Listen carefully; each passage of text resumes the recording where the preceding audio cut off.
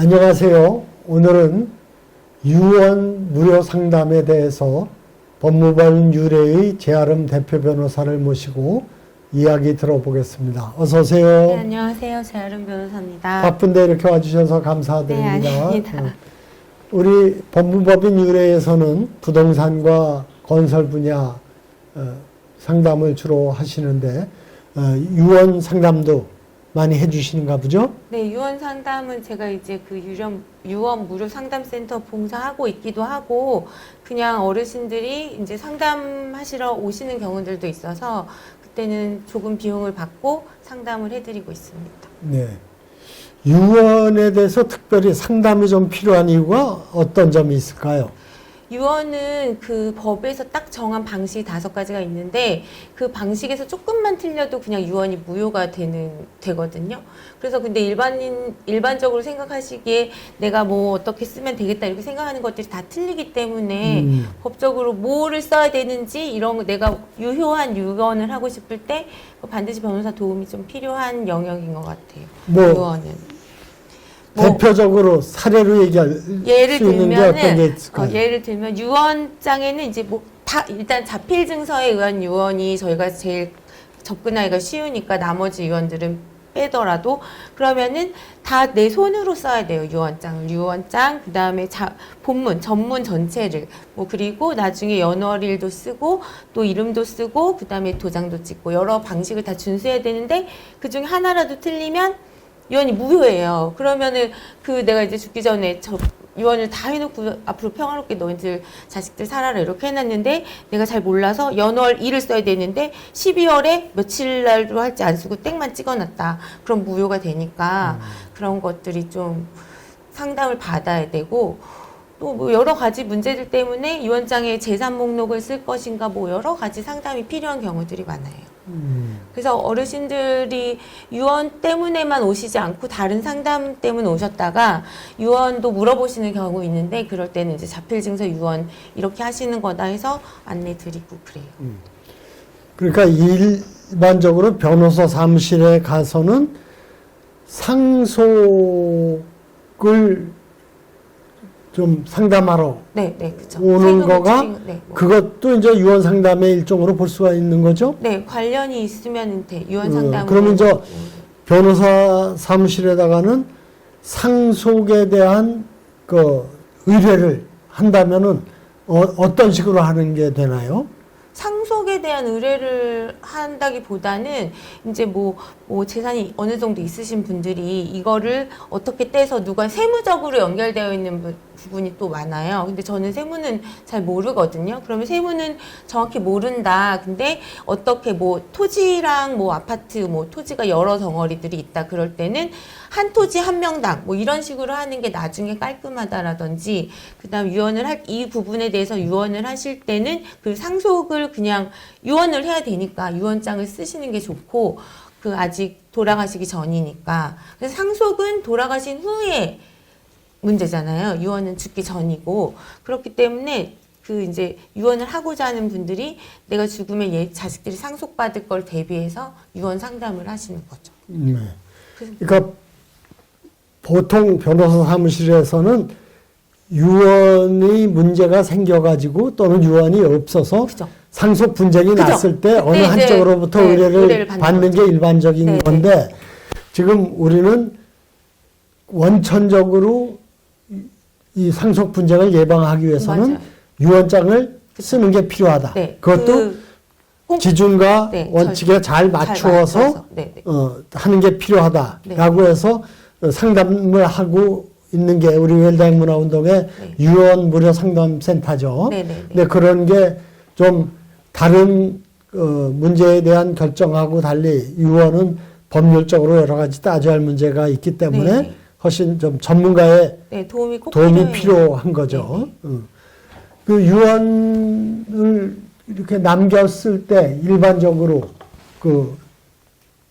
문제가 되는 것이 지금 그런 요건에 안 맞는 것들이 안 맞을 때 그게 문제예요. 이를테면 이름을 쓰고 도장을 찍지 않고 서명을 해도 안 되는 다 그런 도장 거죠. 찍어야 돼요. 아까 얘기하신 게 날짜를 정확하게 안 쓰는 것도 문제고 그러면 마찬가지로 이를테면 내가 사는 아파트도 무슨 동 아파트 네. 이렇게 하면 안 되겠네요. 정확하게 주소를 다 써야 동호수를 다 쓰고 이렇게 써야 되고 그것도 있어요. 재산이 되게 많은 거예요. 어떤 사람이 나눠주고 싶은 유언으로 주고 싶은 재산이 그러면은 뭐 쭉 쓴 다음에 별지 재산 목록은 별지 첨부 이렇게 해서 별지를 첨부했는데 별지를 다 타이핑했다. 그러면 안 돼요. 자필로 다 써야 돼요. 예, 그러니까 별지 첨부라고 하는 건 상관없는데 뒤에 별지에 있는 재산 목록도 다 손으로 써야 된다. 뭐 그런 게 있죠. 재산이 많으신 분들은 자필 증서하면 안 되겠네. 쓸 게 많아요. 이유연장을 쓰는 게 모든 분들에게 다 필요하다는 것인데 그 중에서도 특별히 이런 분들은 꼭 유언장을 쓰는 게 좋겠다고 생각하는 게 어떤 경우들이 있나요? 일단은 재산이 많으신 분들은 꼭 쓰시는 게 일단 좋고 그리고 재산이 뭐 엄청 많지 않아도 뭐 자식 수는 뭐 그러니까 내가 생각했을 때 재산 덩어리가 내가 자식이 3명인데 뭐 이게 3분의 1로 나누게 되면 뭔가 애매할 때들이 있잖아요. 그럴 때는 유언장을 쓰시는 게 좋고 저는 특히 유언장을 쓴다면 1인 가구인 분들이 유언장을 쓰는 거가 좀 필요하다고 생각해요. 왜냐면 이제 뭐 자식이 이제 자녀가 있는 사람은 유언장 안 써도 법에서 공동 상속 뭐 상속인한테 지분별로 다 나눠지게 돼 있잖아요. 근데 1인 가구 이제 혼자 살다가 죽었는데 뭐 무연고사가 아닌 이상 친구들도 있고 그럴 거잖아요. 그러면은 얘가 죽었는데 뭐 어떤 생각으로 이 지금 남은 짐들은 어떻게 해주길 바라는지를 써놓으면 이제 유언 집행자도 정할 수 있거든요. 유언장을 쓰면서. 그러니까 친구 A가 내 유언장을 네가 집행하는데 뭐 이제 재산 A는 친구 누구한테 주고 나머지 뭐는 친구 뭐 누구한테 주고 아니면 나머지 많으면 또 사회도 뭐 기부하고 이런 식으로 1인 가구인 사람들이 재산을 정리할 때 유언장을 꼭 쓰는 게 좋은 것 같아요. 그러니까 자녀가 있는 경우는 유언장을 안 쓰더라도 법이 정한 기준으로 또 나눠질 수가 있는데 1인 가구는 1인 가구는 그러니까 자녀가 없을 경우에는 재산이 그러면 그냥 내가 세상을 떠났다. 형제자매가 있을 수도 있지만 그럼 형제자매한테 가나요? 그런 경우들이 있어요. 뭐 제가 이제 생각했을 때는 그 1인 가구가 이제 생기게 된 것들이 그 예전하고 다르게 이제 같이 서로 모여 사는 이게 이제 해체된 거나 마찬가지잖아요. 그러면은 형제 자매들이 있어도 그 교류가 없다가 죽는 경우들이 있어요. 저 같은 경우는 교류가 있으니까 별 걱정이 안 되긴 하지만 교류가 없다가 죽었는데 그 이제 내 형제들하고도 교류가 없었는데 그치 동생의 자녀가 와가지고 이제 뭐 이모 거라고 하면서 뭐 다 가져가고 뭐 이런 일이 생긴단 말이에요. 근데 사실 나는 그 형제자매들하고는 교류가 없었지만 내가 다른 데서 다른 사람들과 교류를 하면서 지냈을 수 있잖아요. 그러면 거기다가 내 유산을 남기는 거지. 그렇죠. 그러니까 1인 가구의 경우는 평소에 교류가 없던 척이죠. 그러니까 뭐 형제자매의 저 자녀들인 조카들이 이 자산을 물려받는다는 게 특별한 그럴 만한 이유나 가치가 있다고 생각하지 않고 있기 때문에 근데 내가 유언장을 써서 내 뜻대로 내 재산을 처리하지 않으면 결국 그렇게 알지도 못하는 친척들한테 가게 되니까 그것이 과연 바람직한 거냐 하는 점에서 유언장을 쓸 필요가 특별히 더 있다고 저는 그래서 그렇게 1인 가구인 판단이 되는 거군요. 그리고 실제 그런 사례가 실제 있었어요. 제가 이제 맡은 사건 중에 그 가족 형제자매들이 많은데 한 분만 연락을 끊고 사시다가 혼자 돌아가셨나 봐요. 그랬는데 경찰에서 이제 다른 형제자매들한테 연락을 했는데 이분이 평소에 뭐 돈이 많게 살았는지도 모르고 아무것도 모르고 그러니까 장례 절차 하기에 귀찮으니까 그냥 무연고 처리해달라고 경찰한테 얘기를 했나 봐요. 근데 이제 경찰에서 이분 예금도 있고 뭐 보험도 있고 막 이렇게 하는데 라고 이제 얘기를 했더니 이제 형제들이 그동안 연락 안 하고 지낸 형제들이 다 달려들어서 이제 그 집이랑 예금이랑 보험이 있었거든. 실제 몇 억 넘게. 그때 이제 형제들이 다 달려들어서 이제 그걸 뺏어가는 과정에서 다시 형제들끼리 또 싸움이 난 거예요. 그런 일이 있었는데 그걸 보면서 와, 너무 심하다. 이 사람 혼자 만약 유언장을 그 주변에 그분이 이제 다른 지역에서 살았기 때문에 거기서 관계를 맺던 사람들한테 뭘 남길 수 있었을 텐데 그냥 이제 갑자기 돌아가셨나 보죠. 그러다 보니까 거의 남보다도 못한 자기 형제들이 다 그렇게 찾아가는 걸 보고 그 와중에 또 분쟁이 일어나는 걸 보고 1인 가구인 사람들은 유언장을 좀 써야 되겠구나 이런 생각을 좀 했어요, 저는. 네. 내가 이제 자녀가 있는 경우에는 내가 유언장을 안 쓰고 세상을 떠나도 내 재산을 자녀들이 잘 의논해서 나눠 갖든 정 안 되면 법에 정한 유류분 기준으로 나눠 갖든 정리가 되게 돼 있는데 직계 자녀가 없는 경우에 내가 유언장을 안 쓰면은 결국 평소에 교류도 없던 친척들, 조카들한테 돌아가고 네. 이런 것이 과연 바람직한 거냐 생각해 보게 되는 거고. 근데 법적으로는 어떻습니까? 내가 유언장을 자녀가 없을 때 네. 자녀가 없기 때문에 100%를 다 다른 어떤 사람한테 주겠다. 이럴 때 그 조카들이나 이런 사람들이 유류분을 주장할 수가 있는 건 아닌가요? 그게 지금 아마 안 될 거예요. 유류분 제도가 지금 유류분 헌법 일부는 위헌이 나오고 일부는 헌법 불합치가 나왔거든요. 근데 일부 위헌이 나온 게 유류분 권리자를 예전에는 직계 존속, 비속, 배우자, 그다음 형제자매 이렇게까지 정해놨는데 형제자매는 뺐어요. 그 형제자매가 있는 건 이제 위헌이다고 해서 없어졌거든요. 그리고 헌법 불합치는 유류분율 자체를 그 법에서 정한 거가 이제 헌법 불합치한다. 그렇게 된 건데 어쨌든 유류분 권리자에서 형제자매가 빠졌기 때문에 그 조카들이 와가지고 유류분을 행사할 수는 없겠죠. 그러니까 좀 예를 들어서 얘기하면 내가 100% 가져갈 수 내 재산을 친구한테 줄 수 있죠. 친구한테 주거나 또는 이 자선단체에 기부를 했을 때 자녀들이 있다면 자녀들이 그건 안 됩니다. 내 목 유류분은 줘야 된다. 그러면 유류분을 줘야 되잖아요. 네, 자녀를 줘야 돼. 이를테면 조카들이 그런 주장을 할 때는 안 줘도 돼요, 이제. 유류분 권리자가 아니니까. 그 전까지는 그럴 수 있었고. 근데 이제는 위헌 판결이 났기 때문에 안 줘도 되고. 그러니까 그런 변화는 최근에 생긴 거구만요. 작년에 판결이 났나? 그래서 형제자매 부분은 완전히 위헌이라서 이제 완전 지금부터 적용이 안 되니까 조카들이 달라고 할 수 없고 유류분을. 그리고 유류분 비율에 대해서는 여기까지는 적용이 되고 그 다음부터 이제 입법을 해야 되는 거거든요. 지금까지는 계속 적용되는 게 있어서 유류분율 뭐 2분의 1 그거는 아직은 적용이 돼요. 네, 맞아요. 그런 점에서 유언장은 어떤 경우에도 꼭 써야 된다. 이런 걸 우리가 좀 다시 확인할 수 있을 것 같아요. 맞아요. 근데 제 생각에는 유언장을 써야 된다는 거는 그거 전에 사람들이 유언장 그러니까 유언장도 어떻게 보면 서류잖아요, 서류. 약서 진짜 안 쓰고 형식적으로만 쓰잖아요. 뭔가 서류에다 남기는 걸 싫어하는 것 같아요. 그래서 이 부분을 좀 홍보를 많이 해야 유언장도 써야 되고 이런 홍보를 좀 더 많이 열심히 해야 되겠다.